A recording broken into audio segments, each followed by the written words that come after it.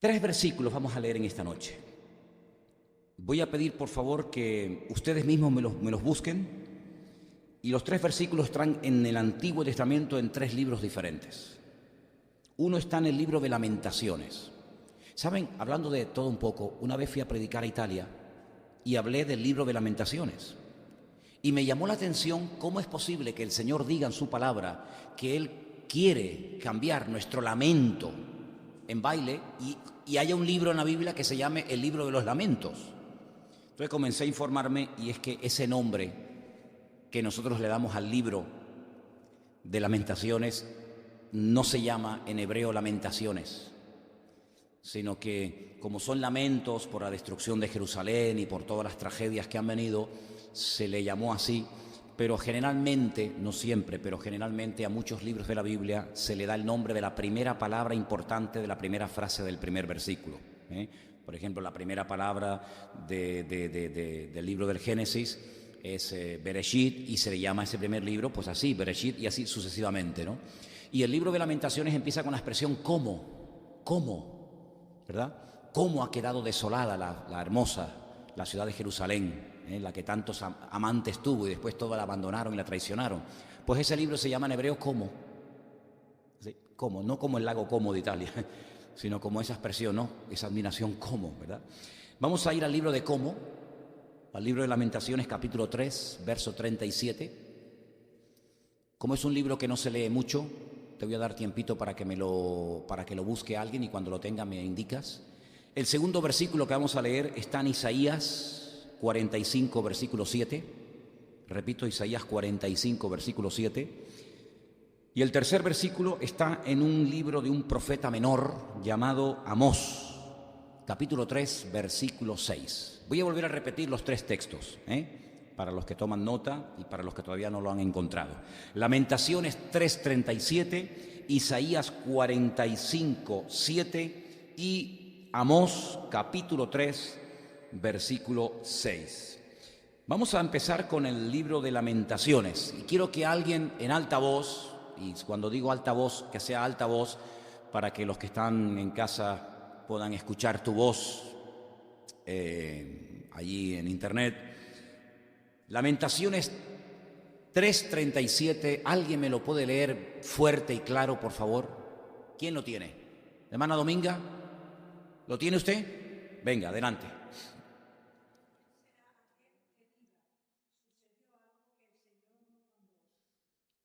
Interesante la pregunta, ¿no? ¿Quién se atreverá, no? ¿A quién se le ocurrirá decir que sucedió algo que el Señor no mandó?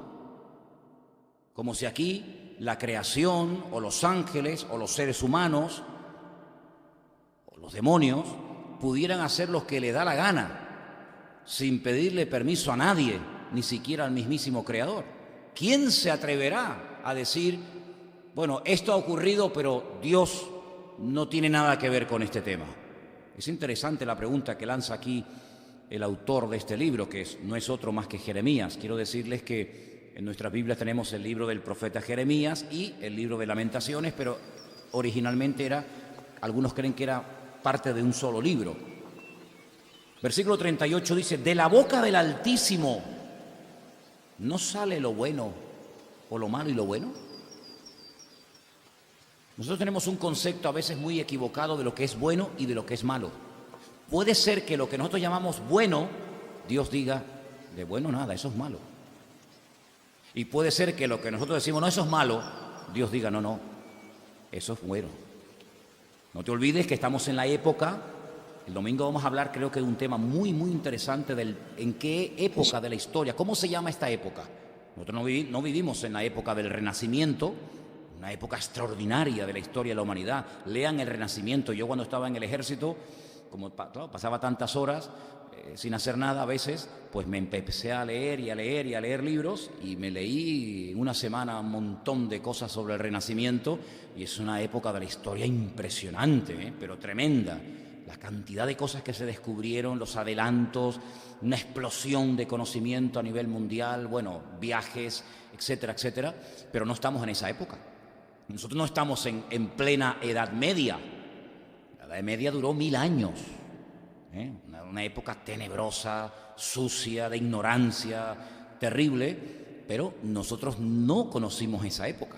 ¿En qué época? ¿Cómo se llama la época en la que estamos nosotros ahora? No estamos en la época del racionalismo, que hubo una época, un siglo que se llamó la era del racionalismo, ¿no? Ahora nuestra época se llama el posmodernismo, ya ni siquiera estamos en el modernismo. No, eso ya pasó la historia, ahora estamos en el posmodernismo. ¿Y cuáles son las características? Se van a quedar asombrados. Se van a quedar asombrados las características de esta época, cómo se están dando todas de una forma increíble, y todas ellas basadas, por supuesto, en la palabra de Dios, ¿no? Entonces estamos en una época en donde a lo bueno nos lo están presentando como si fuera malo, terriblemente malo, y cosas malas desde siempre, prohibidas incluso en la palabra de Dios, pues nos dicen, no, de malo nada, esto es bueno, no pasa nada, porque el pecado mortal de la Biblia, ustedes saben cuál es, ¿verdad? Pero el pecado mortal en esta era de posmodernismo, ¿cuál es? ¿Cuál es el pecado que la sociedad no perdona? Lo que ellos llaman la intolerancia. En el momento en el que tú llevas la contraria, o en el momento en el que tú te defines, te decantas y dices, no, eso no es así, por esto, automáticamente eres un intolerante y ya, amigos, se te cierran todas las puertas habidas y por haber. Incluso hay personas que han perdido sus puestos de trabajo y el respeto y el apoyo de la gente porque eres un intolerante.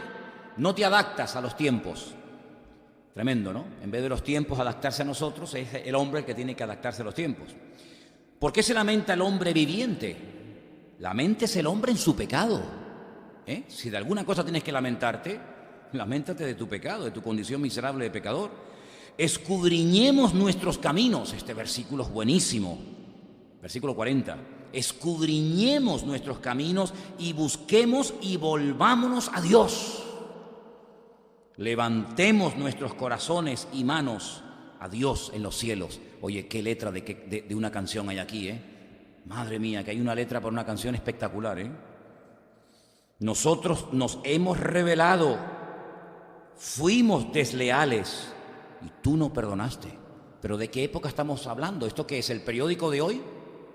¿Esto es un artículo que se ha publicado hoy en El País, en el ABC o en algún periódico de hoy? ¿Esto cuándo se escribió? Esto es de la época de Jeremías. Esto es siglos antes de Cristo. Pues parece que está describiendo nuestro tiempo.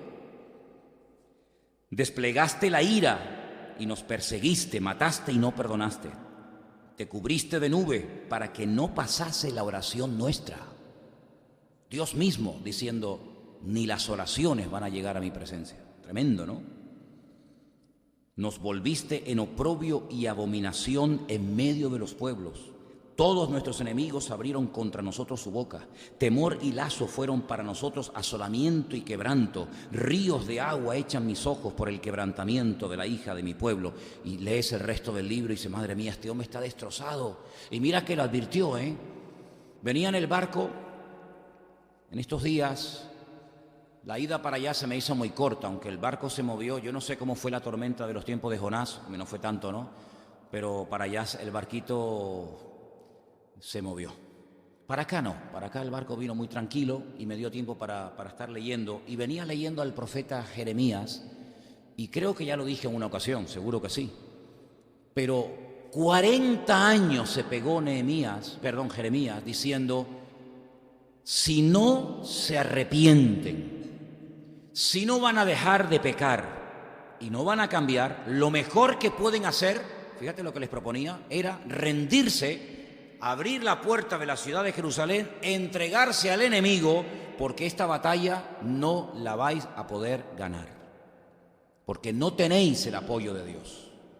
Claro, el rey Sedequías, que era el que en aquel momento estaba reinando sobre la casa de Judá, decía, pero qué disparate nos estás diciendo, ¿cómo que nos vamos a rendir al enemigo? Tendremos que pelear contra el enemigo. Y Jeremías decía, claro, tenemos que pelear contra el enemigo cuando sabemos que Dios nos respalda y nos apoya.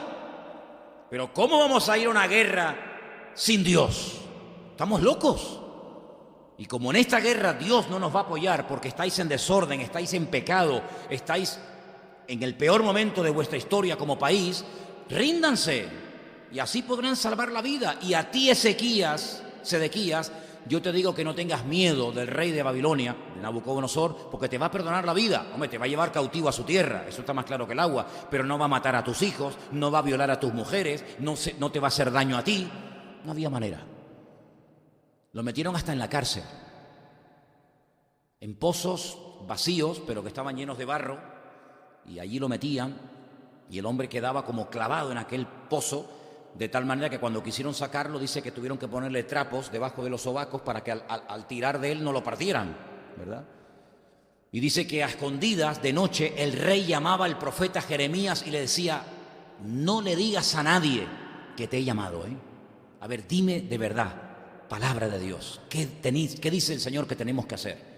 Y él les decía: ya te lo he dicho, rey, que te rindas al rey de Babilonia, que Dios no está con nosotros. En otros momentos sí estuvo, pero ahora no, que hemos pecado, que ya la gloria de Dios no está con nosotros, que esta ciudad está entregada a la destrucción, y como el país no se va a arrepentir, ni queréis cambiar, entréguense, y así no te van a matar. Y él le decía: sí, pero en cuanto sepan que yo soy el rey, me van a hacer daño. Y dice: tú no temas por tu vida, el Señor te va a cuidar, te va a proteger. Lo volvían otra vez a meter en la cárcel a pan y agua. Y llegó, lamentablemente, la destrucción. ¿Quién permitió que el templo de Jerusalén fuera destruido? ¿Quién permitió aquello? Dios. ¿Quién permitió que las murallas de Jericó, la muralla de Jerusalén se derrumbara? Dios. ¿Quién le permitió al rey Nabucodonosor, rey pagano, idólatra, etcétera, etcétera, que destruyera y matara a miles y a miles y a miles de personas en Jerusalén? Dios. ¿Quién le permitió al rey Nabucodonosor y a su capitán Nabuspasarán, que creo que se llamaba así, que llevara a miles de personas a Babilonia, entre ellos los jóvenes que hablamos antes, en la canción que cantamos, y incluido Daniel? ¿Quién permitió toda aquella masacre? ¿Dios? ¿Sí o no? Porque dice aquí, lo hemos leído esta noche: ¿quién será aquel que diga que algo sucedió y que Dios no lo mandó? A Sedequías se escapó de noche. Hay una cueva en Jerusalén por la cual él huyó y se fue hasta el desierto, y en Jericó dice que lo atraparon, le arrancaron los ojos y se lo llevaron encadenado a Babilonia, y allí murió después de haber matado a sus hijos y violado a las mujeres, etcétera, etcétera. ¿Te das cuenta las tragedias que se podían haber evitado? Las muertes, la sangre derramada que se podía haber evitado si este hombre se hubiera rendido y hubiera dicho: mira, pues en esta guerra no vamos a perder ni un minuto, porque Dios no está con nosotros. Y cuando Dios está con nosotros, adelante, hermano, no hay que tenerle miedo a nada ni a nadie. Pero, hermano, como te metas en un lío en el cual Dios no te haya metido o te haya dicho que te metieras, puedes perder la vida. Puedes perder la vida. Y te recuerdo que solamente tenemos una. Bueno, pues todo esto lo permitió el Señor. No fue el diablo el que destruyó Jerusalén, ¿eh? Nabucodonosor fue un instrumento. ¿Sabes que en el libro de Jeremías hay un momento en el que el Señor a Nabucodonosor lo llama mi siervo Nabucodonosor? Es como el látigo, el azote que yo voy a utilizar para castigar a mi pueblo. Así que en este momento dice: yo también lo voy a tratar a él, cuidado, yo también lo voy a juzgar a él, que él no es el niño bueno de la película. Pero en este momento tengo que utilizarlo a él como mi siervo, como mi instrumento para castigarles a vosotros. Y así fue. País un desastre, el templo quemado. Bueno, un desastre. Quedaron unos poquitos. Y entonces el rey de Babilonia puso allí a un capitán que le dijo a Jeremías: mira, si quieres ir a Babilonia, puedes venir. Si te quieres quedar aquí, te puedes quedar. El rey dice que hagas lo que quieras, a donde quieras ir, que vete con libertad. Él suelta hoy tus cadenas y te libra de la muerte. Jeremías dice: no, yo me quedo aquí. Se quedaron muy pocas personas en el país, y entonces dice que comenzaron a venir los poquitos que habían quedado, imagínate, arruinados, heridos. Se reunieron con el profeta Jeremías y le dijeron: hemos visto el desastre profetizado por ti durante 40 años, que se ha cumplido literalmente al pie de la letra, y lo que queremos pedirte es que ores por nosotros. Queremos que consultes al Señor. Todo esto lo leía en este viaje que he hecho en estos días. Ha sido un tiempo extraordinario, ¿no? Queremos que consultes, que hables con el Señor y que le digas: háblame, Señor, para que este pueblo sepa lo que ahora tiene que hacer. Ya no tenemos casas, ni fincas, ni tenemos futuro, ni presente, no tenemos nada. Y lo que el Señor te diga, lo obedeceremos y cumpliremos con la palabra del Señor. Muy bien. Jeremías se va a orar y se pega 10 días. 10 días. A mí me hace gracia cuando hay gente que dice: no, es que Dios me dijo, es que Dios me dijo. Dios te dijo. Y estos hombres de Dios se tenían que pegar a veces semanas esperando en la presencia del Señor, y tú descuelgas el teléfono y ya Dios te dice: hola, ¿qué tal? Buenos días. Una cosa increíble, ¿no? A los 10 días viene Jeremías, reúne a todos y dice: tengo palabra del Señor para todos ustedes. Bueno, gloria a Dios, por fin, ahora sabemos lo que vamos a hacer.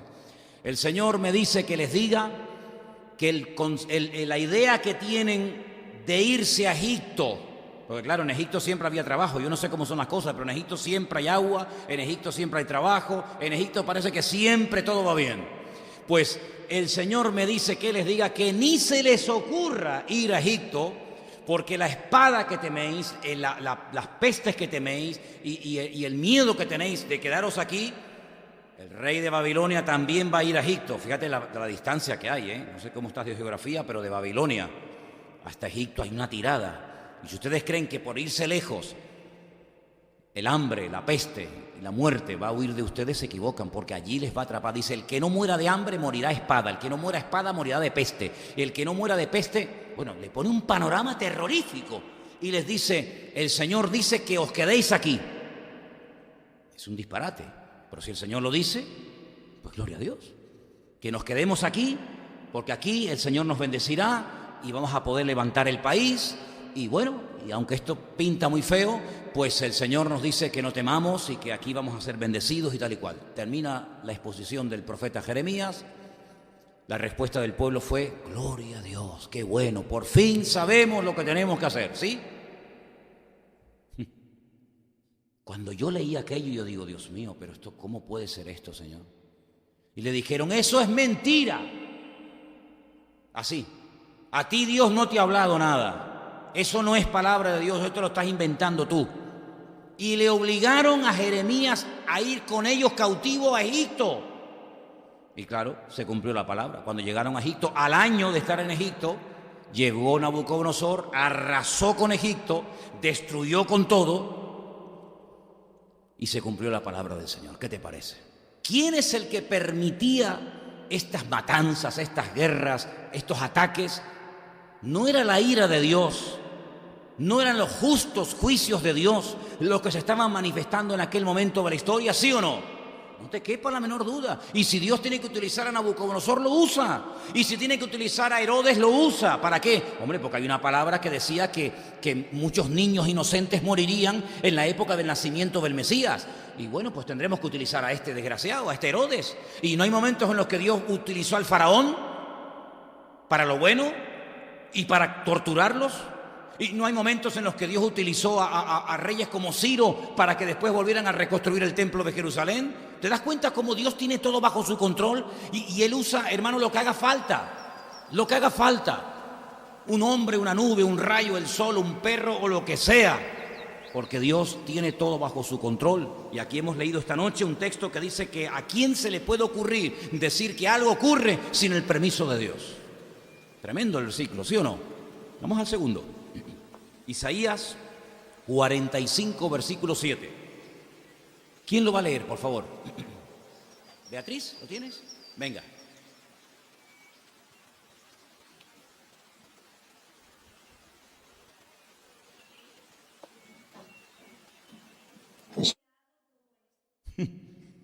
Dios formó la luz, ¿cuántos lo creen? Dijo Dios: sea la luz, y fue la luz. Así que con la primera parte del versículo, ¿estamos de acuerdo, sí o no? Bien. Creó las tinieblas, ausencia de luz, tinieblas. Hago la paz, sí o no. Pero en la segunda parte, ¿crees? Y creo la adversidad. Hombre, en lo de la paz sí, pero la adversidad será el otro, ¿no? Será el diablo, ¿no? No, eso no dice el versículo.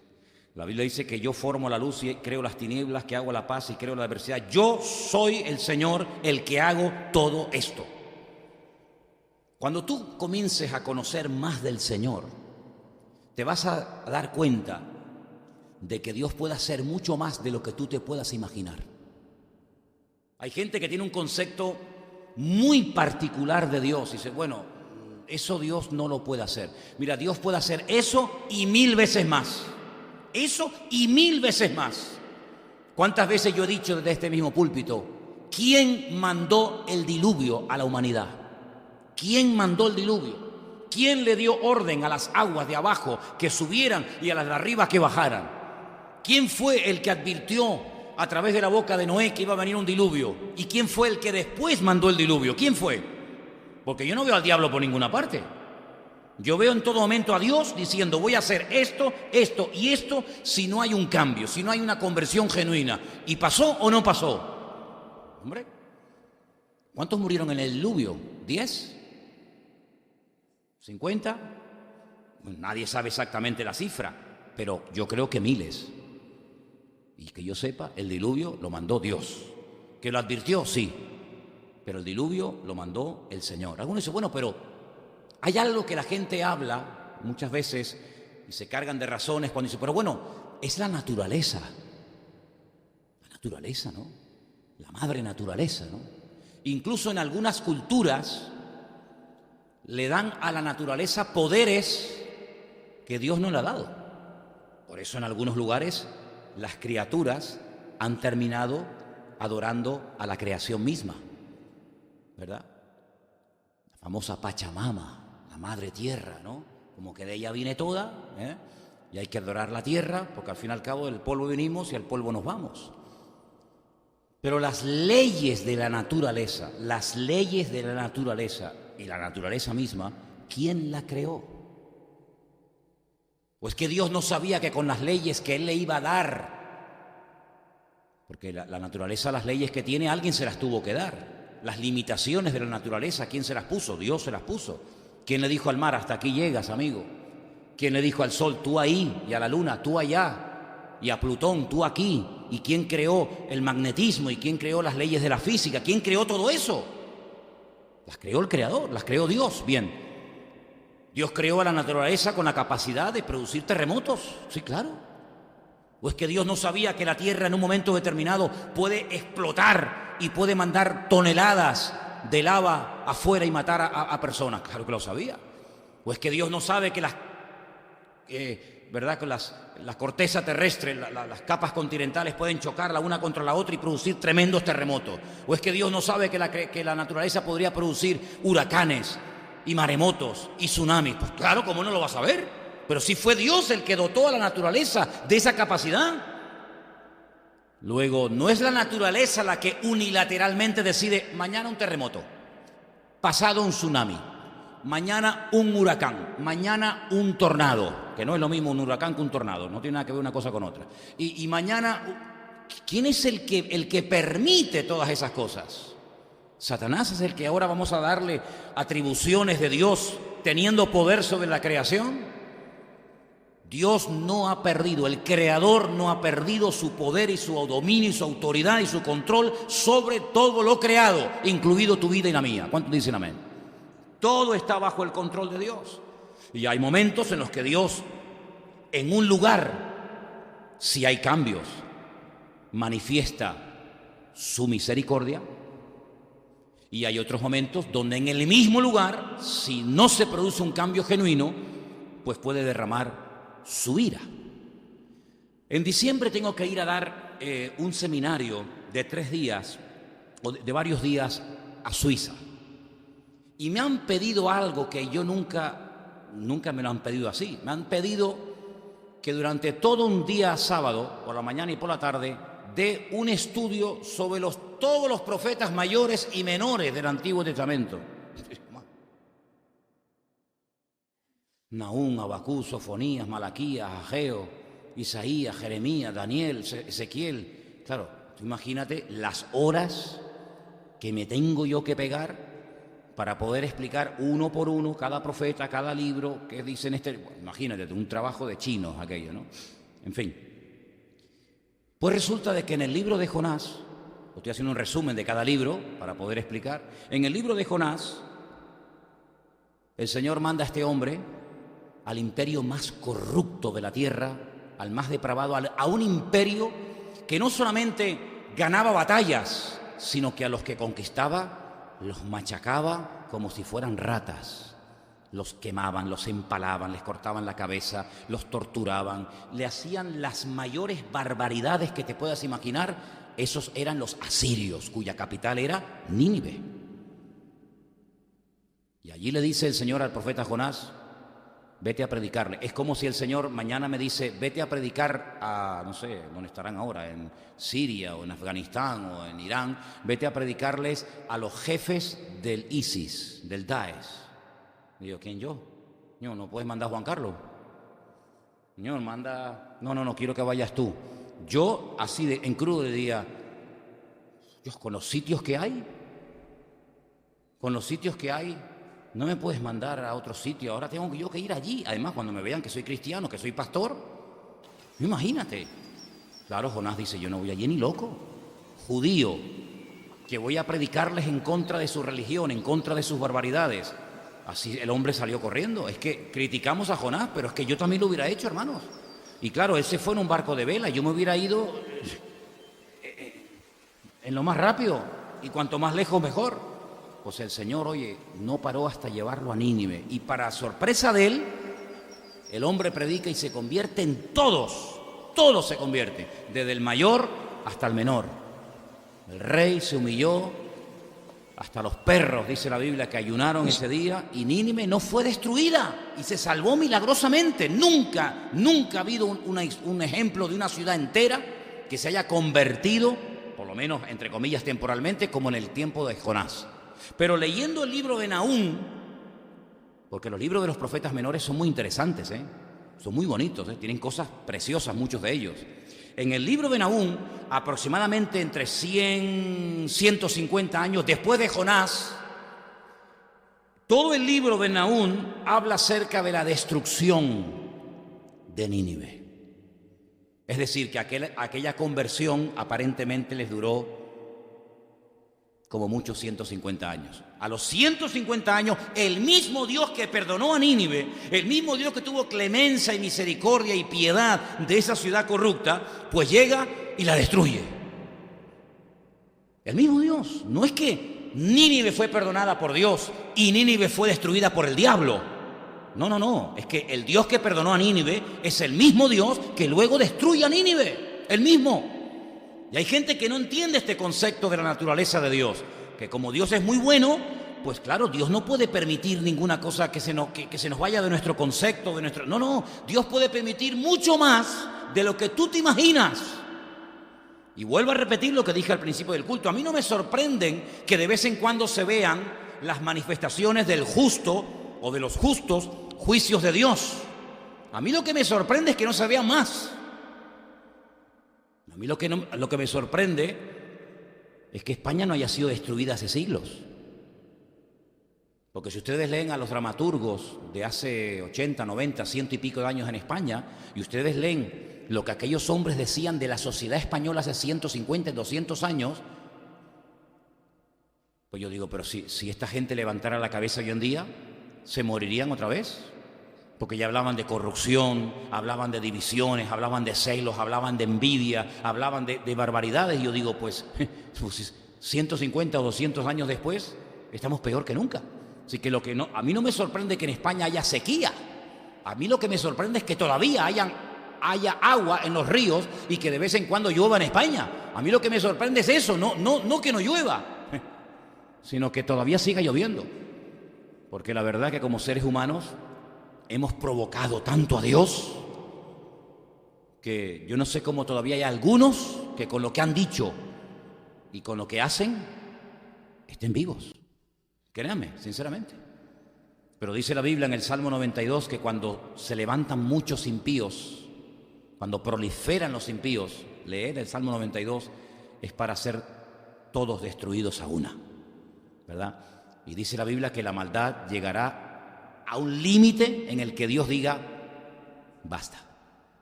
¿Sabes que hay como un límite? Hay como un límite que Dios dice, ya no puedo permitir más. Hubo un límite en el diluvio. Dios dijo, no, ya con esto que habéis hecho, ya habéis sentenciado vuestra muerte. Hay un límite en la maldad del amorreo, dice la Biblia. Dice la maldad del amorreo aún no ha llegado al límite, pero cuando llegó, mira cómo fueron allí los israelitas, ¿no?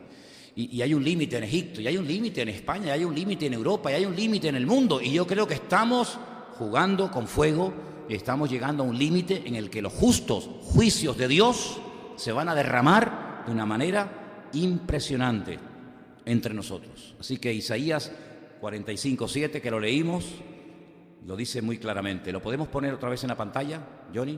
Isaías 45, versículo 7.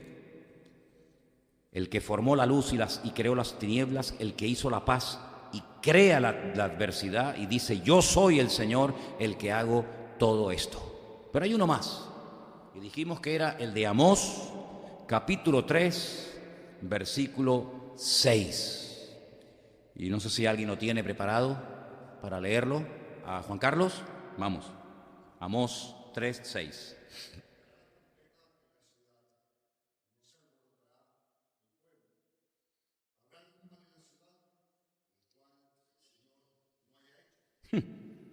¿Qué preguntas tan interesantes? ¿Qué responderías tú ante estas preguntas? Si se te presenta y te dice en la cara, Amós, hermano, mira, ven para acá, te voy a hacer una pregunta. Claro, hoy en día el tema de la trompeta en la ciudad, a lo mejor a ustedes les suena un poco... Bueno, si te suena el móvil, te llega un mensaje de WhatsApp, ¿no cogerás el móvil a ver quién te escribe? ¿Sí o no? La maquinita diabólica, ¿eh? Se tocará la trompeta en la ciudad y no se alborotará el pueblo. ¿Cuándo se tocaba la trompeta en la ciudad? Cuando venía el peligro. Oye, prepárense que viene el enemigo. La atalaya estaba allí y decía, oye, ustedes no lo ven, pero que yo estoy más alto que ustedes y viene una multitud que vienen a por nosotros. Y el tío tocaba la trompeta y la ciudad se alborotaba. Venga, unos por aquí, unos por allá, cogían las armas y tal. ¿Habrá algún mal? No dice algún bien. No, dice algún mal. Es como la pregunta de qué es más fácil o qué es más difícil, decirle a ti te perdono tus pecados o levántate, toma tu lecho y anda. ¿Qué dice ese versículo? ¿Qué es más fácil o qué es más difícil? ¿Te acuerdas lo que estoy hablando? ¿Qué es más fácil, decirle al paralítico o qué es más difícil? Piensa, no es lo mismo. Bueno, pues aquí no dice, ¿habrá algún bien? No, ¿habrá algún mal en la ciudad el cual Dios no haya hecho? Porque no hará nada el Señor sin que revele su secreto a sus siervos los profetas. Si el león ruge, ¿quién no temerá? Si habla el Señor, ¿quién no profetizará? Por eso, el mismo Señor Jesucristo, que fue el mejor profeta de todos los tiempos, cosas que Él dijo hace 2000 años, hoy en día vemos que en nuestra sociedad, en esta era de posmodernismo, que analizaremos el domingo, Dios mediante, para nosotros son cosas normales, guerras y rumores de guerras. Ustedes dirán, pero hermano, siempre hubo guerras, la Biblia está llena de guerras. El otro día hablando con Esperanza me decía, uy, yo estoy leyendo el Antiguo Testamento y casi ya me salpica hasta la sangre, ¿no? Porque hay sangre por todos los lados. Cuando no son con los filisteos, son con los edomitas. Cuando no con los edomitas, son con... Siempre hay batallas por todos lados, y es verdad. Un día se me ocurrió, no lo he hecho, pero un día se me ocurrió decir, voy a ir sumando las cifras de muertos que de vez en cuando la Biblia dice. No siempre lo dice, pero hay momentos que dice, y murieron 45.000, a punto, ¿no? Y seguir leyendo y leyendo, voy a sumar más o menos cuántas muertes, pero claro, ya lo dejé porque aquello me iba a faltar libretas, ¿no? Hay guerras por todas partes, sí. Pero el nivel al que se puede hoy en día luchar y la destrucción masiva que se puede producir hoy en día nunca existió. Es verdad que cuando venían 1 millón de etíopes, 1 millón de etíopes contra Israel para masacrarla, con aquel Senaquerib y todas aquellas batallas terribles, pues hombre, estamos hablando de unas cifras descomunales, pero allí nadie usaba tanques, ni aviones, ni metralletas, ni pistolas, ni armas atómicas. Allí todo era arcos, flechas, espadas, jabalinas, martillos, piedras y poco más. Pero es que hoy en día un señor te toca un botón y te puede mandar una bomba y te puede matar a 10 millones de personas así, en un segundo. ¿Cuándo se ha producido eso en la historia de la humanidad? Pues en esta época. Hoy en día hay países que tienen poder para destruir continentes enteros. En la época de Gorbachev, ¿os acordáis? Aquel político ruso que tenía aquella mancha en la frente, que decían, este es el anticristo. Sí, algunos decían, algunos hermanos, mira el anticristo. Y ¿cómo sabes tú que es el anticristo? Y dice, pues lleva la marca en la frente. No, el hombre lleva un lunar, como que una marca. Pero bueno, hay algunos que ven al diablo por todos lados, ¿no? Pues ya en la época de Gorbachev, mira los años que han pasado, él llegó a decir que en aquel momento la Unión Soviética tenía 1.200 misiles, que eso no es nada, 1.200 misiles con cabezas nucleares, cada uno de ellos, más potentes que las bombas que los americanos lanzaron sobre Hiroshima y Nagasaki en la Segunda Guerra Mundial. Solamente un cohete, y tenían 1.200. Lo que han creado desde esa época de Gorbachev hasta hoy en día. Solamente la Unión Soviética, pero te recuerdo que hay potencias hoy en día en el mundo que también tienen armamento nuclear, Rusia, América, Israel, Pakistán, la India, Francia, etcétera, etcétera. Y probablemente alguna más que no sepamos. De momento, 6 o 7, pero ¿qué te parece? Para destruir países y continentes enteros. Bueno, alguien una vez hizo un cálculo, si se usaran todas las armas nucleares que hay en este momento en el mundo, todas al mismo tiempo, podría destruirse el planeta Tierra 3 veces. Todas las montañas, todos los ríos, todos los mares, todos los océanos, absolutamente todo, 3 veces. Destruimos la Tierra 1 vez, 2 veces y 3 veces. ¿Qué razón tenía Albert Einstein en los años 50 cuando dijo, si llegamos a una tercera guerra mundial, si llegamos, que vamos a ir a ella, la cuarta guerra mundial pelearemos con piedras y palos? Eso ya lo dijo Albert Einstein en los años 50. Si hay una tercera, la cuarta será con palos y piedra, porque no quedará títere con cabeza. ¿Qué te parece, amigo? Pues estamos a punto de que o bien o bien el otro, o bien por la derecha, o bien por la izquierda, en cualquier momento, porque claro, si tú tienes algo, ¿no tienes la tentación de usarlo? Si tú te compras un buen móvil y lo tienes en la caja, siempre en la cajita, ¿no? Y tú dices, tengo ganas de abrirlo y encenderlo, y este botón para qué es y tal. ¿Sí o no? ¿Tú serías capaz de estar 1 año con el último modelo, el iPhone 8, ¿no? Ese es el último, ¿no? Digo yo, no sé, tú sabes. El iPhone 8, el más perfecto. Te lo compras mañana y llegas a casa y dices, mira, el iPhone que me compré, ¿cuál es? El 8. No, el 8. Sí, el que te saca una foto y te quita kilos y te quita las arrugas y todo. ¡Qué maravilla! ¿Serías capaz de tenerlo hasta fin de año sin abrirlo, sin sacarlo de la caja? Yo no. Ustedes que están en un nivel superior, ¿verdad? Comprarte un coche, una moto, no sé, algo, ropa, zapatos, lo que sea, y decir, en los próximos 5 años no lo voy a usar. Y un inconverso, hijo del diablo, que odia a todo el mundo y que tenga un poder tan espectacular en la punta de sus dedos y que no tenga la tentación de hacer así. Es mucha tentación, hermanos. Es mucha la tentación. Pero si ante un fruto, seres perfectos y puros, santos, fueron incapaces de decir no, ante un fruto, me da igual si era pera, manzana, melocotón o aguacate, me da igual, en su perfección más absoluta, cuando el hombre nunca iba a tener ese nivel de santidad y de comunión con Dios, fueron incapaces de no decir, dame un poco.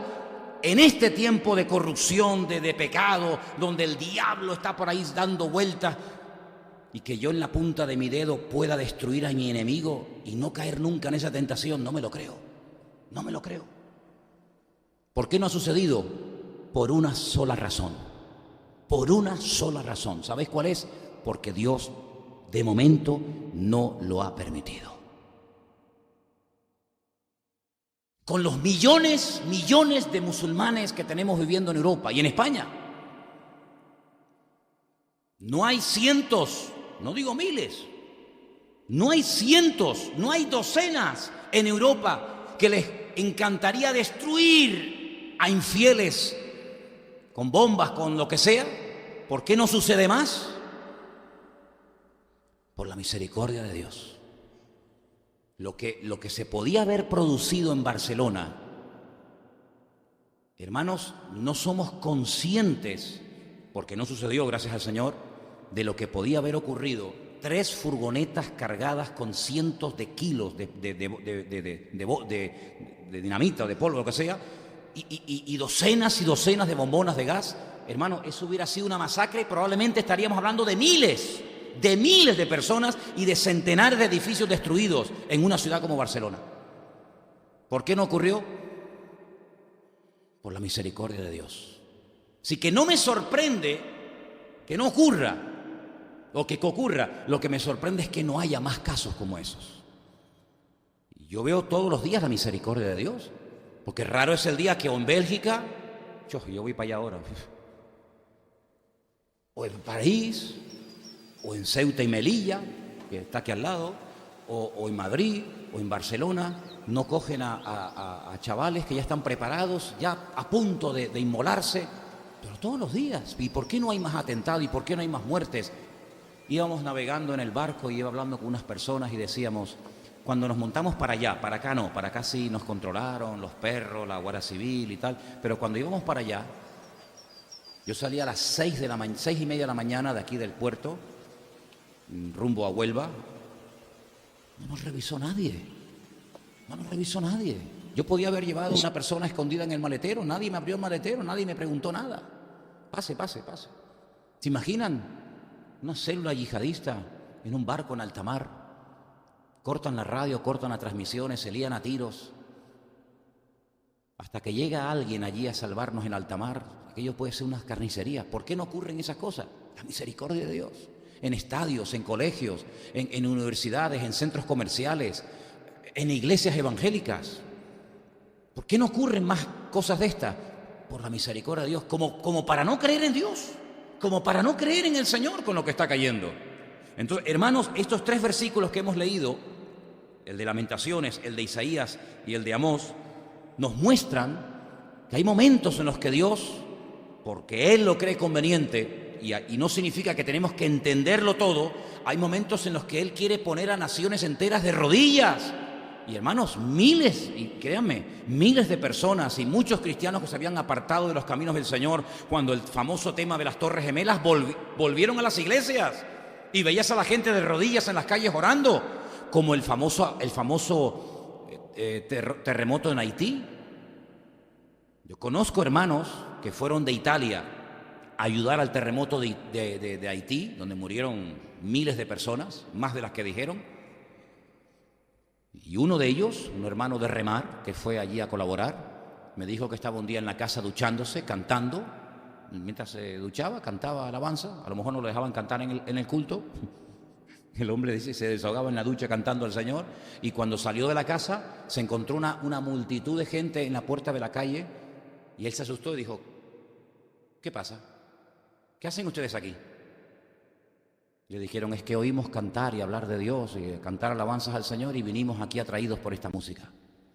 Fue algo increíble. Hermanos, brujos, practicantes de vudú, el escalafón más elevado de la santería, de la brujería, convertidos al Señor, llorando en las calles. Algo impresionante. Bueno, el Señor permitió aquel terremoto para llevar a Haití de rodillas. Yo no sé cuánto durará ese tiempo. Fue como Nínive, ¿no? Te arrepientes hoy y 100 años más tarde te tengo que destruir. Pero hay momentos que un terremoto, hay momentos que las Torres Gemelas, hay momentos que una guerra, hay momentos que una persecución ponen a países enteros de rodillas.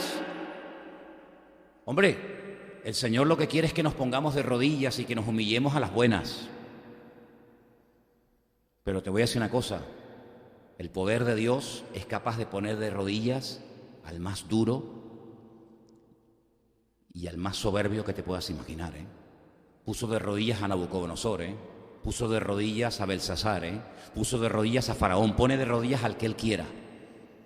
Y en estos tiempos nosotros estamos viviendo, y una de las cosas que tenemos que tener, pero clarísimas, clarísimas, es que todo está bajo el control de Dios. Hermanos, y concluyo, España no puede seguir más tiempo como está. España tarde o temprano, como cualquier otra nación de la tierra, tiene que ser tratada por el justo juicio de Dios. Y si lo de Cataluña, como en su momento lo de la ETA o lo que fuera, tiene que llevar a este país a buscar de Dios y a pedir misericordia y clemencia del Señor, pues bienvenido sea el justo juicio de Dios. Porque, repito, Dios no tiene ninguna necesidad de pedirle permiso a nadie, y Dios no le va a pedir perdón jamás a nadie. El perdón en el concepto de Dios no entra, eso es algo de nuestra relación de nosotros con Él, pero Dios no tiene que pedirle perdón a nadie, porque cuando Dios hace algo no tiene que decir, ay, perdón, me equivoqué, lo siento. No, Dios cuando hace algo lo hace justo. Las pruebas de Dios son justas, los juicios de Dios son justos, todo lo que Dios hace es justo, aunque nosotros con nuestro nivel muy limitado de justicia no entendamos todo lo que ocurre. Yo conozco gente que buscó en la enfermedad a Dios, ya que en la salud no lo buscabas, ya vas a ver cómo lo vas a buscar cuando te digan que te quedan 3 meses de vida. Ya vas a ver cómo vas a orar y ya vas a ver cómo te vas a humillar, que no siempre ocurre. Hemos tenido casos de personas que saben que se están muriendo, le hemos pedido que si querían que oráramos por ellos y nos han dicho descaradamente, no. Bueno, vale, ni la enfermedad te doblega, ¿no? Muy bien, pero nunca dirás que no tuviste tu oportunidad. Dios sabe perfectamente cómo hacer las cosas. Y estamos en unos tiempos en los que nosotros, créame hermano, más que nunca, nosotros jugamos un papel fundamental. ¿Por qué? Porque nosotros tenemos una palabra profética segura y es la única esperanza que le queda al ser humano, que es el Evangelio de nuestro Señor Jesucristo. Abran la boca, hermano, llévense folletos, llévense Biblia, llévense Nuevo Testamento. No pueden haber durante meses y meses y meses y meses folletos, Biblias en la iglesia. Se tienen que repartir continuamente. Y después se comprarán más, ¿verdad? Pero tenemos que hablar más que nunca del Señor a la gente, porque les digo sinceramente, las cosas se van a poner cada vez más duras, más difíciles, pero nosotros sabemos en quién hemos creído. Y así como el mundo va a ir de mal en peor, el Señor ha prometido estar con nosotros todos los días hasta el fin del mundo. ¿Cuántos dicen amén? Vamos a orar, hermanos. Cierra tus ojos donde estás, por favor. Lean otra vez, por favor, estos 3 versículos que les di, el de Malaquías, el de Isaías, perdón, el de Lamentaciones, el de Isaías y el de Amós. Vuelvan a leerlos, mediten en ellos, descubran más aspectos de la naturaleza y de la esencia de Dios en cada uno de ellos, y que el Señor nos ayude a entender que sí, Dios es amor, por supuesto, ¿quién no duda? Pero Dios también es justicia.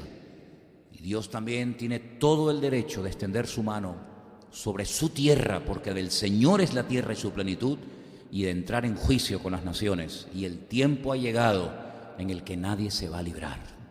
Gracias te damos por tu bendita palabra, Señor. Queremos en esta tarde darte la gloria, la honra, toda la alabanza, porque sabemos que todo está bajo tu control y tenemos la paz, la seguridad, la esperanza de que tú estás con nosotros a nuestro lado y de que nada que tú no permitas sucederá en nuestra vida. Manténnos firmes en la fe, que podamos pelear, Señor, la buena batalla y guardar la fe y mantenernos firmes en tus caminos, Señor. Y ayúdanos a todos y a cada uno de nosotros a aprovechar bien el tiempo, porque los días son malos y se acortan, y que podamos ser luz, y que podamos tocar la trompeta y anunciarle al mundo lo que viene, porque si no lo hacemos nosotros, nadie lo hará por nosotros. Ponemos nuestra vida a tu servicio, en el nombre de tu amado Hijo Jesús. Amén.